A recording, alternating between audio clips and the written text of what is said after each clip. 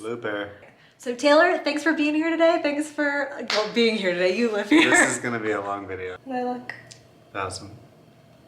1,000 million.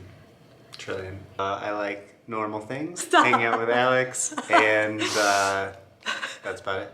What was the question?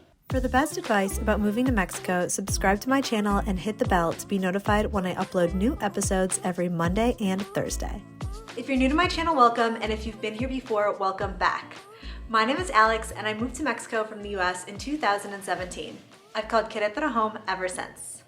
Today, I have a very special guest, the most special guest in the entire world. This year on my channel, I want to share more perspectives from foreigners living in Mexico, and I thought, what better place to start with than the foreigner that I live with in Mexico. Last week over on my community tab, I asked you what questions you would want to ask Taylor. What do you want to hear about from him? And we got a lot of great responses, and are you excited? Yeah. Ready to answer some questions? I think so. I thought that this one was a good place to start. First up, we have a question from Miranda Frisbee. Miranda wants to know, who brought up moving to Mexico first, you or Taylor? When we were living in Spain, we were looking for, or we were kind of trying to figure out where we wanted to live, and we had settled on Latin America. And actually, I guess maybe I should give the credit to Alex's parents.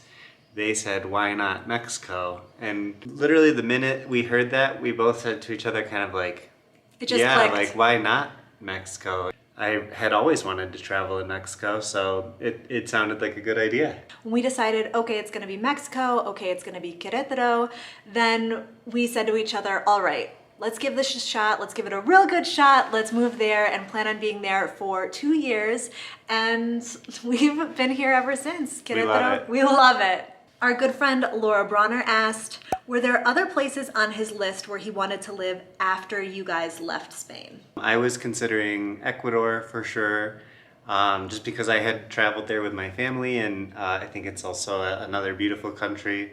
And we had talked a lot about Chile. Santiago seems like a really interesting city, where there are lots of like outdoor activities and a good metro system, obviously very good wine. But in the end, Mexico made the most sense by far.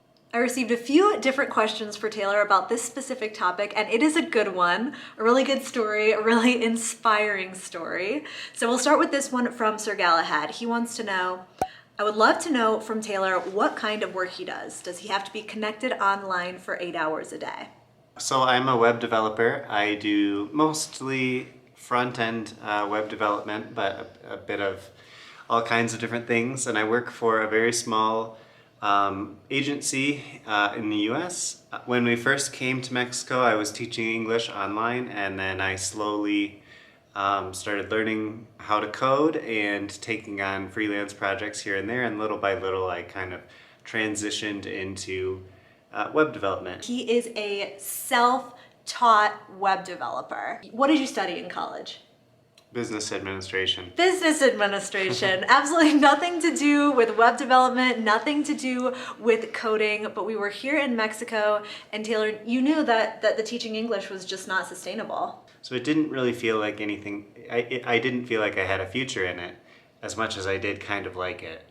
Will you talk a little bit about the transition, your transition from teaching English to coding? Because I think that is a big point of interest for a lot of people, because it seems like it's a very tangible skill. It's something where you can find work remotely. What was that like, the process of learning on your own how to code? Having learned Spanish really helped me a lot with kind of the mindset that I needed. I needed to be learning every day if possible, and you're never done. There's always something to learn, just like when you learn a language. And so I feel like I had kind of the right mentality going into it, saying, okay, I don't know how I'm going to do this, and it might take a long time, but it will eventually happen. One thing that really helped me a lot was here in Mexico, I looked online and I found some tutors who could help me, and their guidance was really valuable for me, being able to take classes with them and get their input, and that really gave me, I think, a jump start. I also took a lot of video courses. Some were free and some were paid, There's all kinds of information online. There are websites like Free Code Camp where you can learn for free, and they have a wonderfully curated curriculum, kind of like a learning path. So there are lots of ways to learn online. It's just very difficult to remain motivated. And I get a lot of questions from people about remote work options, remote work possibilities. People want to move to Mexico, but they don't know how they're going to support themselves. Would you say that anyone can learn how to code? I would say that anyone can learn how to code, but I wouldn't say that coding is for everyone. It can be very tedious, very frustrating. You're often kind of alone figuring things out, and so it's definitely not for everyone. However, you don't have to learn to code to find a remote job. The more you travel and meet people who are working remotely, you see that really just there are unlimited opportunities. As a web developer myself, I'm constantly working with copywriters, designers, project managers. If you don't feel like you're someone who would even enjoy coding, there are lots of remote jobs out there. I do think there is a remote job for everyone. Sir Galahad also wanted to know about kind of what your typical day looks like. Are you connected online 8 hours a day? Are you kind of tie in the internet situation here and what that is like as a remote worker? There is a general expectation that you'll be around from 9 to 5, and because client correspondence obviously comes in during business hours and things like that. So, and it's just much easier to work as a team when everyone's plugged in around the same time. Is the internet what you need it to be here for your work? Definitely. If you live in a larger city in Mexico, or even many smaller ones, the internet is great. There's very little problem. In fact, I think the problems that we've had with our internet are really more of a reflection of us living in the historic center where the old part of the city. All the infrastructure is very old. So I think even if we lived in a more modern neighborhood, we'd probably have no real worries. Never have an issue. Yeah. What's our internet speed? Well, it's advertised as 200 megabytes per second down, and we pretty much do get that, yeah. So when I test it, it's usually 200 down and about 100 up or so. Our friend Derek Simpson, who is coming down here to Mexico in Shout out, Derek. a few short weeks for our wedding, asks, outside of friends and family, what do you miss most about living and working in the U.S.?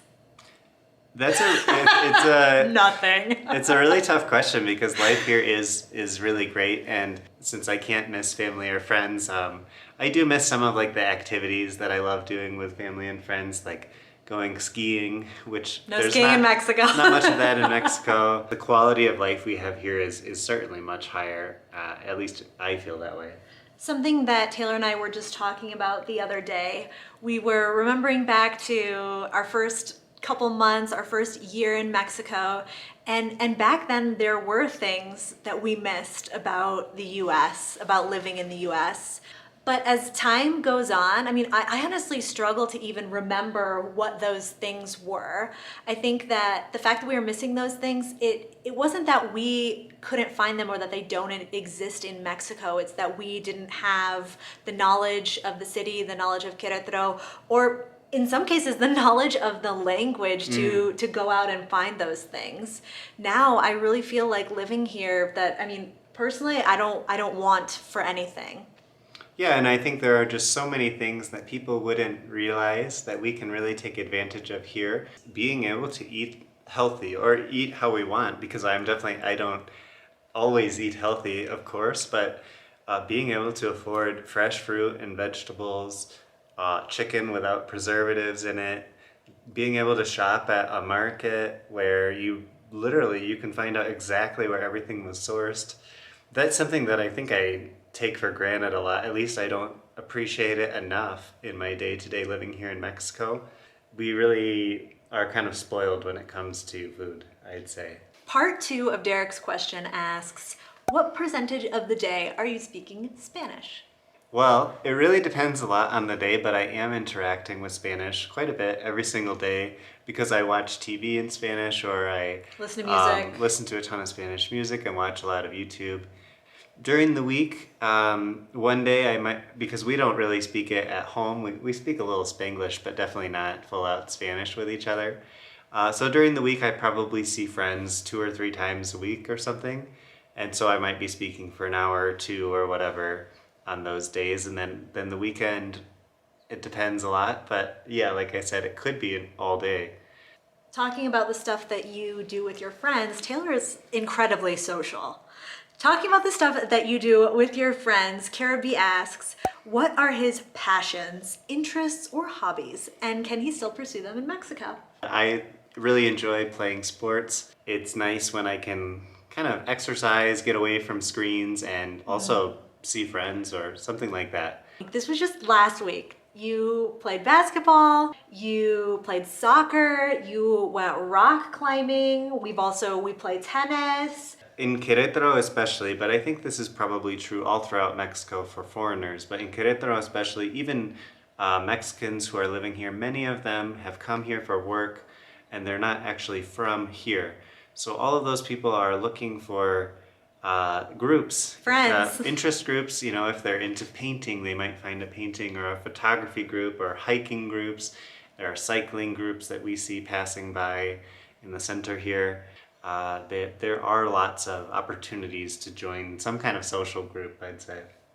Got a couple questions here about travel in Mexico. So Miranda wants to know, where is Taylor's favorite place in Mexico to travel to? Ooh, well, that's really tough. I think it's probably the beach, like Puerto Escondido specifically, because I'm trying to learn to surf. I also really love, there are a lot of beautiful places to hike in Mexico, and so I get really excited about those trips as well. We live in a city, so it's really fun when we can sort of escape and spend some time in the mountains or something like that. Sir Galahad wanted to know, have you guys ever considered spending a month somewhere else in Mexico outside of Querétaro just for a change of pace? Alex is very good at hitting a million places in a week or two, and sometimes I even try to keep up, but staying in a place for a couple weeks to a month definitely feels more my style. I would love to spend a month in Mexico City. You wouldn't even begin to scratch the surface of things that you could see, but you could start to get to know the city a bit better. We are both in a place now with our work that we can travel and work from the road. So we really do want to take advantage of that these next couple of years especially. We're gonna do it. It's happening, I guess. It's happening. Got a big question here from Dave Coffee. You ready for this one? I think so. I wonder what is it? Dave wants to know, how does Taylor buy Bell's beer in Mexico, asking for another Michigan friend? Well, I love Bell's beer. They have a couple of my all-time favorite beers, and I believe I've even seen it once or twice at the grocery store here, but in general I just can't buy it, which is very sad.